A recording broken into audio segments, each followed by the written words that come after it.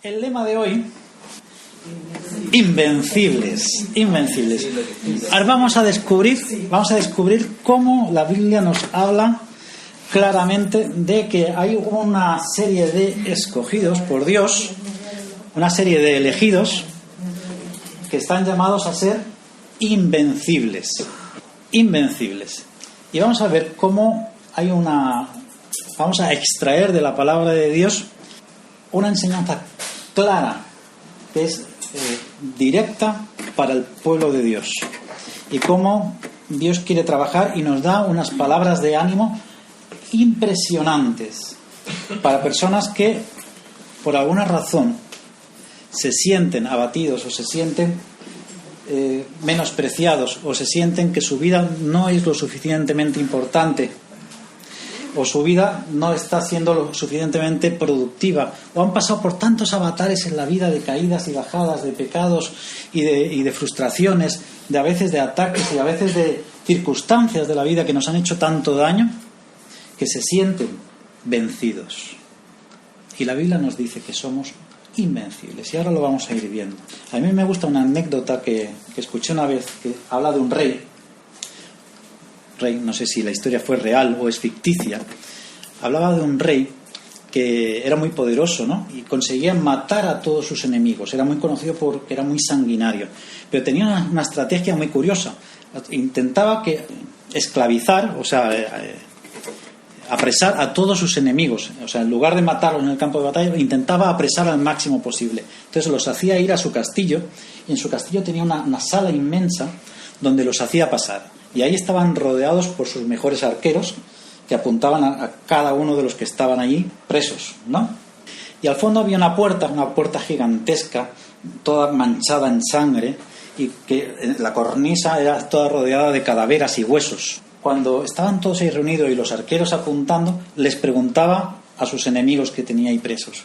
Les decía: tenéis dos opciones, o atravesar esa puerta o morir aquí por mano de mis arqueros. ¿Qué creéis que pasaba? Todos escogían morir por los arqueros. Y es por la percepción de peligro que daba esa puerta. Un día, cuando ya las guerras pasaron, uno de sus arqueros le preguntó al rey: Señor, ¿qué hay al otro lado de la puerta? Dice: compruébalo tú mismo. Y este fue y abrió, y estaba el monte. Una luz inmensa llenó toda la sala, y ahí estaba la libertad. Pero la gente tenía miedo por lo que percibía que era peligroso, no por una realidad.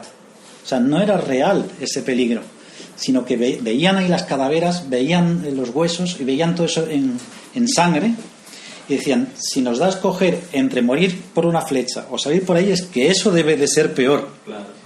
Y entonces nadie pasaba. Y a veces actuamos los cristianos de esa manera cuando caminamos por el mundo. Percibimos peligros donde no los hay, porque nos parece que nosotros somos vencibles, que el mundo nos puede vencer, que las circunstancias nos pueden vencer. Y creemos, nos hemos imaginado que cuando atravesamos esa puerta, qué es lo que nos aterra, qué es lo que nos da miedo, va a ser peor. En proyectos que queramos iniciar, no voy a pasar por ahí porque no me va a salir bien, es imposible, voy a fracasar. En relaciones, no voy a pasar por ahí porque eso va a ser peor, no me va a salir bien, me va a rechazar. En comprometernos con la Iglesia, comprometernos con el Señor, ¿cuántas veces no queremos dar el paso y preferimos quedarnos con lo malo conocido que por lo bueno por conocer? ¿Cuántas veces no actuamos así? ¿Y cuántas veces, por no actuar así, morimos poco a poco desangrados, ahogándonos en nuestra propia sangre emocional, pasando los años sin brillar como debemos de brillar con la libertad gloriosa de los hijos de Dios? Amén. Bien, quiero leer un texto, que este texto se encuentra en Romanos, y su contexto, acordaos que siempre hay que leer un texto dentro del contexto. ¿Sabéis la frase esa que dice que un texto fuera de contexto es un pretexto? Pues muy bien, Lamentablemente en el pueblo de Dios se lee mucho los textos bíblicos fuera de contexto, y de ahí es que salen enseñanzas erróneas, y a veces de tan erróneas peligrosas. Pero bueno, el contexto en el que está estos versículos se encuentra en Romanos 8. Romanos está dividido en dos partes. Una primera parte que es del capítulo 1 al capítulo 8. Del 1 al 8 es una primera parte donde habla de la situación de los que creen en Dios, de lo que Dios hizo por los hombres. Y luego hay del 9 en adelante, que lo que trata Romanos es de la vida cristiana. Entonces está dividido en esas dos áreas. Y en este contexto de Romanos es que se encuentra Pablo escribiéndole a la iglesia que está en Roma. Por eso se llama la epístola a los romanos. Y en este contexto estamos hablando de una situación, posiblemente en el año 67, faltaban 2-3 años para que el rey Tiberio, el César Tiberio, que fue el que sucedió al César Nerón, sabéis de Nerón, ¿no? Nerón más conocido, ¿verdad? Pues en este momento, cuando Pablo está escribiendo, estaba el César Nerón. Nerón era abominable. ¿Sabéis qué hizo, no? Es conocido porque quemó la ciudad de Roma. Eso aún no había sucedido aquí, ¿no? Eso, en esta fracción de 3 años, de cuando Pablo está escribiendo esta carta a los romanos, hasta que destituyen, se cargan a Nerón, pasan 3 años. Y sucede lo siguiente. Veamos en el contexto que está escrito esto, para que veáis que tiene mucho más fuerza lo que pone Pablo ahora aquí en Romanos cuando sabemos ese contexto. Nerón quema la ciudad porque él quería construir un gran coliseo, el famoso coliseo que ahora está, que no estaba construido. Entonces, en ese momento, lo que había allí era una estatua gigante del anterior César, y por eso se llama coliseo. El coliseo es en honor a la estatua que había ahí, que era un coloso. Entonces, Nerón quema la ciudad, y cuando se ve acorralado porque la habían pillado, pues lo que hace es echarle la culpa a los cristianos, porque el cristianismo estaba ganando tantos adeptos en Roma en ese momento que para la autoridad del César, que eran conocidos como dioses, era un peligro. Y entonces ve la oportunidad de rematar el asunto. Dice, la culpa ha sido de los cristianos han quemado la ciudad. ¿Qué pasa? La gente, como no coteja la información mucho, empezó a perseguir a los cristianos y a matarlos. Entonces, estamos en una situación en la que hay persecución de los cristianos en Roma, todavía en Roma. Muere Nerón y entra el César Tiberio. Y el César Tiberio dice, mira, hasta aquí hemos llegado, porque se creó tal conflicto con la persecución de los cristianos que había confrontamientos, guerras, matanzas, etcétera. Incluso por la calle la gente tomaba la iniciativa por su cuenta y mataba, y entraba a una casa y les quemaban vivos. Entonces Tiberio dice, se acabó, el cristianismo queda prohibido. Y como para ellos no había mucha relación entre cristianos y judíos, porque todos venían del mismo sitio, pues fue y destruyó en el año 70 el templo de Salomón, el segundo templo, el que construyó Herodes. Sabéis que el templo de Salomón, el que construyó Salomón, fue destruido cuando Israel fue invadido por los babilónicos, por Nabucodonosor. Entonces eso fue destruido y quedó casi en nada. Entonces el rey Herodes, el primero, en 100 años aproximadamente, ahora no me acuerdo, antes de Cristo, reedificó el templo, que es el que había en tiempos de Jesús, que era impresionante. Eso sí, se mantenían todos los tesoros de Salomón. Entonces destruye el templo y roba todos los tesoros y construye el coliseo. Entonces el coliseo que hoy vemos está construido con el dinero de los tesoros del templo de Israel. Y no me lo estoy inventando yo. Uno va a Roma y verá a la entrada principal una enorme piedra que grabado en piedra pone este circo, este estadio fue construido con el botín de Jerusalén, etcétera, etcétera, etcétera. Entonces va uno al Arco del Triunfo que hizo el hijo de Tiberio, no me acuerdo cómo se llamaba, y ve que todos los grabados que hay en el Arco del Triunfo son los romanos llevándose los tesoros, la minora, un montón de cosas, y está ahí. Es precioso ver la historia, no lo que pasó, pero para que veáis el contexto tan convulso en el que estaba el cristianismo. Estaba a punto de explotar. Es a partir del año 70 que ocurre la gran diáspora, que todos son esparcidos por todas partes, porque empezó la persecución de verdad. Hasta ese momento la gente tomaba la venganza por su mano, y hasta a partir del año 70 era oficial. Roma perseguía a los cristianos. Y la historia continúa mucho más, que ya iremos hablando y desmenuzando la historia de la Iglesia cristiana poquito a poco. Y dice así, estamos en Romanos capítulo 8 y versículo 28. Aunque está dentro de un contexto, es bastante factible sacar este subcontexto que nos habla claramente de varias cosas. Y comienza así el versículo 28 de Romanos capítulo 8. Dice, y sabemos. ¿Qué sabemos? Dice Pablo, experimentamos, dice, y experimentamos. Y o sentimos. O dice alguna frase así subjetiva que podría parecer que es algo que le ha salido del alma a Pablo. No, dice claramente algo bien racional. Dice, y sabemos que a los que aman a Dios todas las cosas les ayudan a bien. Todas las cosas les ayudan a bien. ¿Todas las cosas? ¿De verdad que todas las cosas? Porque en todas las cosas entra lo bueno y también lo malo. Es decir, todo lo bueno que nos sucede nos ayuda bien, y todo lo malo que nos sucede también nos ayuda bien. Pero a todos, dice el versículo, esto es a los que conforme a su propósito son llamados. ¿Quiénes son los que aman a Dios? Dice, y sabemos que a los que aman a Dios todas las cosas les ayudan a bien, esto es a los que conforme a su propósito son llamados. ¿Os acordáis que dice Jesús? ¿Qué le dice Jesús a sus discípulos en Juan? Dice, ¿me amáis? Y todos, sí, te amamos. Pues cumplid mis mandamientos. ¿Quiénes son los que aman a Dios? Los que cumplen sus mandamientos.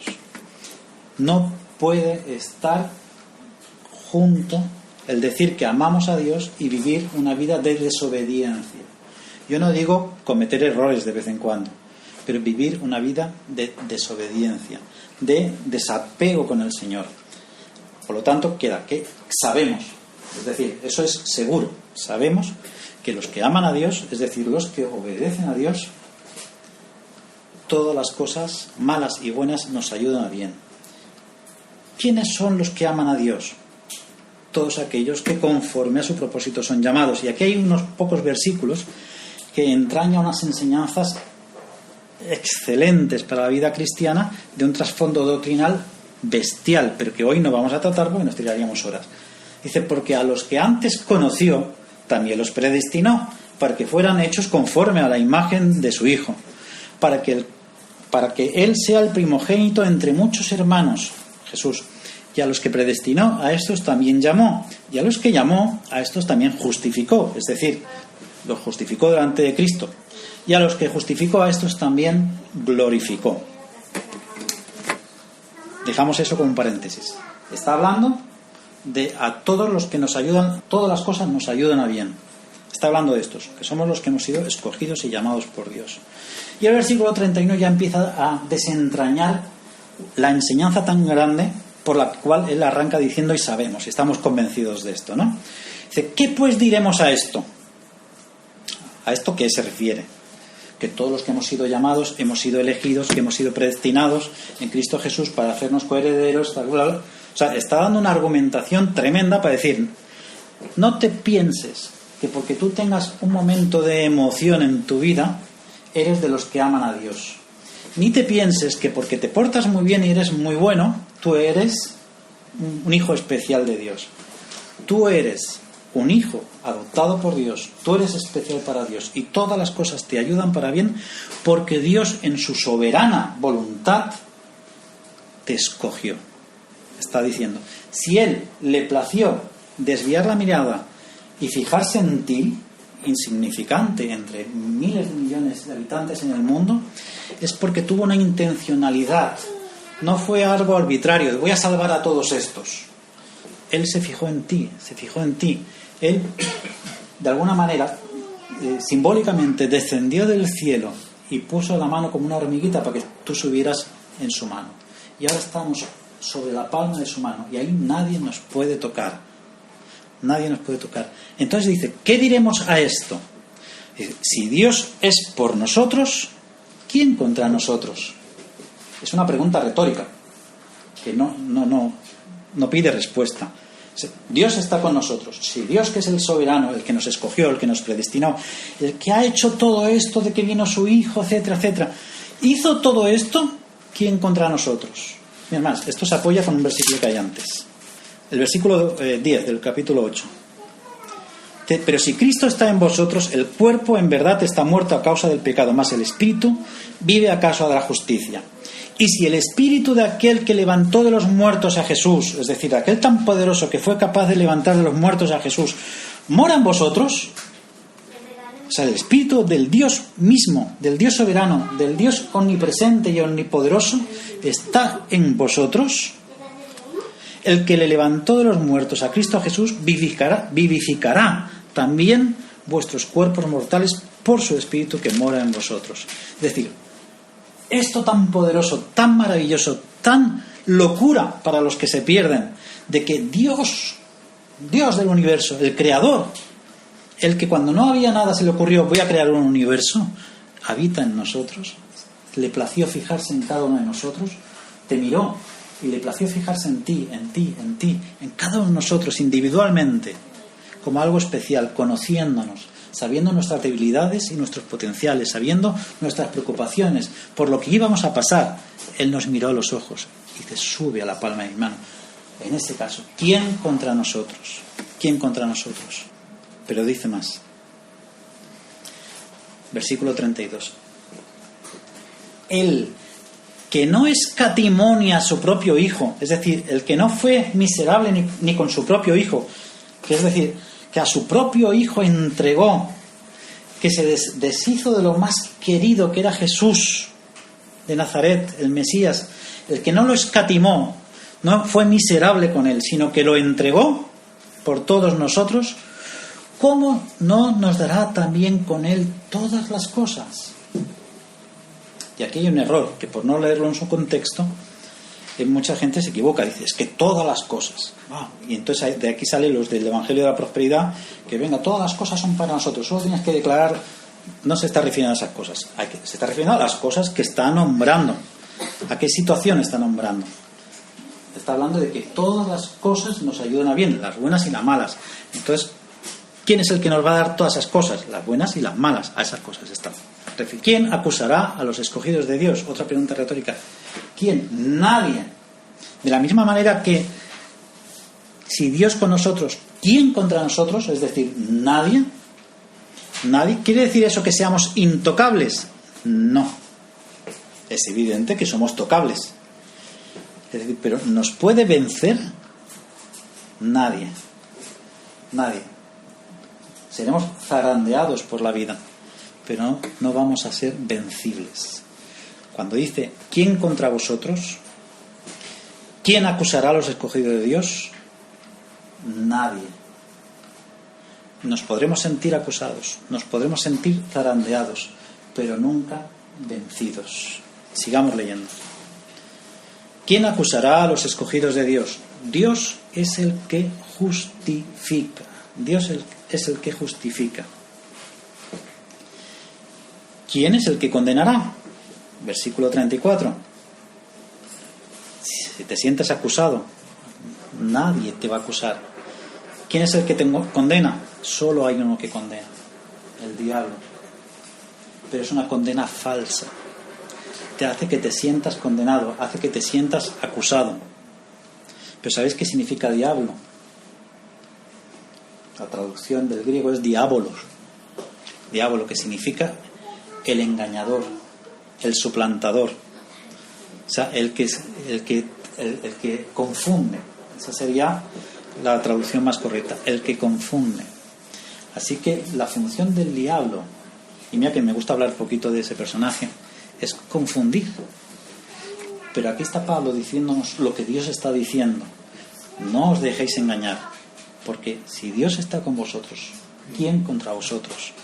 Si os sentís acusados, no estoy siendo yo. No debéis sentiros acusados, porque sois de los que me amáis, de los que cumplís mis mandamientos. Claro, si uno está pecando descaradamente, te estás acusando tú mismo. Ahí el diablo ya no tiene nada que decir. ¿Quién es el que te condena? Nadie te va a condenar. Porque ¿quién puede condenar? Un juez. ¿Y quién es el mayor juez del universo? Dios. Y Dios ya emitió un veredicto, que es libres. Libres de pecado. Jesús pagó toda la culpa por cada uno de nosotros. Por lo tanto, ya no hay condena. Nadie puede condenarnos. Y lo dice. Dios es el que justifica. Y punto. Si el mismo juez es el que nos justifica, todos estamos libres. 34. ¿Quién es el que condenará? Cristo es el que murió, más aún el que también resucitó, el que además está a la diestra de Dios, el que también intercede por nosotros. O sea, el mismo Jesús que voluntariamente se desprendió de su divinidad para hacerse hombre, sujeto a todas las tentaciones como cualquiera de nosotros, viviendo una vida perfecta, para morir injustamente en una cruz, ese personaje es el que está intercediendo, el que está sentado ahora mismo a la derecha del Padre, le está diciendo, dice, Padre, por favor, no castigues a mi pueblo, no castigues a los que creyeron en mí, anula cualquier tipo de culpa, anula cualquier tipo de condenación. Jesús mismo está intercediendo. Y por si eso no fuera suficiente, acordaos que en el mismo capítulo, un poquito más atrás, dice, el Espíritu Santo intercede por nosotros con gemidos indecibles. Es decir, rasgándose lo más profundo de su corazón, Padre, por favor, no culpes a mi pueblo. Así que tenemos dos personas, la persona de Jesús y la persona del Espíritu Santo, intercediendo ante el Padre para que nosotros seamos librados. Así que si esto está sucediendo, ¿quién contra nosotros? ¿Quién va a ser el miserable que se atreva a acusarnos si nosotros estamos haciendo bien las cosas? 35. ¿Quién nos separará del amor de Cristo? ¿Quién? La misma respuesta, nadie. Y entonces Pablo empieza a usar un lenguaje poético muy interesante, que habla en pares, que se llama, ¿no? Dice, ¿tribulación o angustia? ¿Quién nos va a separar? ¿Tribulación o angustia? Tribulación es las situaciones malas por las que podemos pasar, ¿no? ¿Eso nos va a separar? ¿Que pasemos por una tribulación? ¿O nos va a separar que estemos por una situación de angustia? Como decía San Juan de la Cruz, en la noche oscura del alma, ¿no? Cuando no podemos pegar los ojos, cuando pasamos por esa situación que no vemos luz al final del túnel, cuando pasamos por esa situación que no sentimos ni vemos a Dios por ninguna parte, esa es la angustia. ¿Quién nos puede separar del amor de Dios? Ni siquiera la tribulación, ni siquiera la angustia. O persecución. Estamos en ese contexto que eran perseguidos, ahora no, gracias a Dios. O hambre, o desnudez. La desnudez se refería a vestir con 4 harapos, no hay desnudos por la calle. O peligro, o espada. Quizá premonitoriamente Pablo estaba anunciando aquí su muerte, ya que Pablo murió por espada y murió en Roma, o viniendo para España, no se sabe muy bien. Nada de eso, ni siquiera la espada nos puede apartar del amor de Dios, pero aún va más allá, aún engrandece todavía más el amor de Dios y nuestra situación de protección delante de Dios, cuando dice en el versículo 36 y 37, dice, como está escrito, por causa de ti somos muertos todo el tiempo, somos contados como ovejas de matadero, no somos nada delante del mundo, pero antes, dice el versículo 37, antes, en todas estas cosas, es decir, en estas todas las cosas, somos hiperniconens. ¿Qué significa hiperniconens? Pablo se inventó esta palabra. Un poquito de clase de griego. Pablo tenía la virtud de inventarse palabras. Fijaos el nivel académico que tenía, que para los traductores del griego se veían negros porque muchas de las palabras que salen en las epístolas paulinas son palabras que no tenían comparación con otros escritos griegos de esa época, ¿no? Y a eso se le llama un hapax logómena. Un hapax logómena es decir, una palabra inventada. Entonces, como él no sabía decir qué podía ser algo que fuera más que vencedores, se inventó esta palabra que es hiper, que significa súper. Hiper, hipermercado, supermercado, ¿acordáis? Hiperespacio, es decir, superespacio, y juntó las dos palabras. Hiper, es decir, súper, Nikonen, vencedores. Porque el que peleaba en el circo romano podía ser vencedor y podía incluso librarse de su culpa, aunque si vencía normalmente era difícil que lo dejaban libre, sino que lo hacían pelear otra vez porque tenía mucho más público. Y el Pablo dice, no, es que no sois vencedores como estos que pelean en el circo contra las fieras o contra los gladiadores. Vosotros sois más que eso, sois súper vencedores. Lo que si lo tradujéramos al lenguaje de hoy, vosotros sois invencibles. Así que, hermanos míos, porque fuimos escogidos por Dios, porque Dios tuvo a su misericordia fijarse en cada uno de nosotros, parezcamos poquito, parezcamos mucho, Él nos hizo invencibles.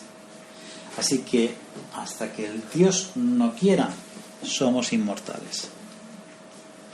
Y a veces andamos por la vida preocupados qué nos va a pasar, qué no nos va a pasar, que las tribulaciones, que la angustia, que la espada, que el peligro. Tranquilo, estamos en manos de Dios. Y si nosotros hacemos nuestra parte y hacemos lo correcto, somos invencibles. Nada nos puede vencer. Y sigue diciendo, por medio de aquel que nos amó. O sea, que no es por causa nuestra, sino que es por medio de Jesucristo. 38. Por lo cual estoy seguro, y con esto cierra, por eso dije que se puede sacar este subtexto dentro de todo el contexto del capítulo 8, porque comienza diciendo, y sabemos que a los que aman a Dios, todas las cosas las ayudan a bien. Y empieza a cerrar ese texto, ese poema, ¿no?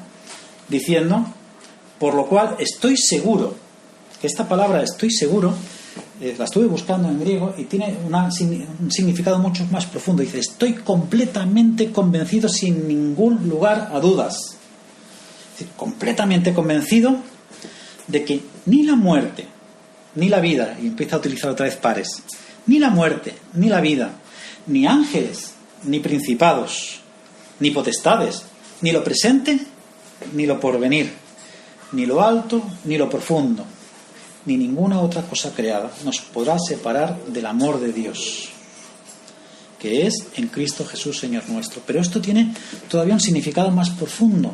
Si averiguamos qué significaban estas palabras para ellos, porque para nosotros nos puede parecer algo simbólico, ¿verdad? Cuando hablamos de ni la muerte, ni la vida, parece, queda muy poético, ni ángeles, ni principados, ni potestades, ni lo presente, ni lo porvenir.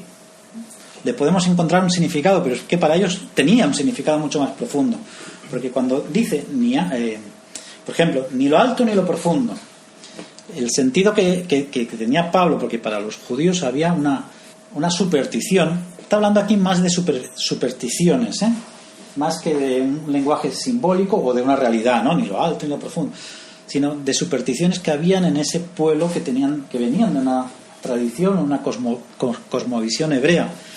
Es cuando se empiezan a ver las estrellas y cuando se oscurecen las estrellas, ni lo alto ni lo profundo. Y es eso, Pablo está utilizando cosas que aparecen en otros textos hebreos que hablan exactamente esa misma coordenada de pares, ¿no? Ni lo alto ni lo profundo, ni la vida ni la muerte, ni ángeles ni principados, refiriéndose a actos de superstición. Ellos creían que las estrellas influenciaban en nuestra vida. Entonces andaban con miedo. Los cristianos arrastraban muchas supersticiones de su antigua vida, de su viejo hombre, vinieran de cosas paganas o de un trasfondo judeo hebreo. Y para ellos había una superstición de que cuando se ponía la noche, salían las estrellas, influenciaban. Entonces dice, no, ni lo alto ni lo profundo nos pueden apartar de Dios. Las estrellas no tienen nada que ver. Dice, ni ángeles ni principados. ¿Por qué? Porque para los hebreos habían los ángeles buenos y los ángeles malos, y aquí se está refiriendo a los malos, los ángeles que andan para molestarte, que están para entorpecer nuestra vida. Dice, ni estos puede, ni los principados, pues creían que habían una especie de príncipes de estos ángeles, ¿no? Pero está hablando en un lenguaje de la superstición hebrea. Ya en otro momento, cuando hablemos de la guerra espiritual que hablan en Efesios, vamos a ver cómo se está refiriendo a un caso concreto, no es que sea el caso general de nuestra vida, sino a la superstición que ellos tenían de que había ahí cosas externas a nuestro control que podían influenciar en nuestra vida. Dice, no, nada de esto nos puede apartar del Señor. Ni las potestades. A las potestades para este lenguaje hebreo se refería a los eventos milagrosos. Milagrosos no se refiere a los milagros reales, ¿no?, bíblicos, sino se refería a las apariciones, a los poltergeist, ¿no? Se estaba refiriendo a esto.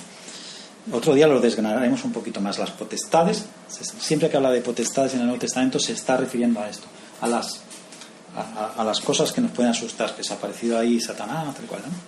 Dice, ni lo presente ni lo porvenir, es decir, ni lo que te está sucediendo ahora, ni lo que te tenga que suceder en el futuro, hasta que el Señor venga, nada de eso nos puede apartar de ese amor que ya llegó a su cúspide con la muerte de Jesús y su resurrección.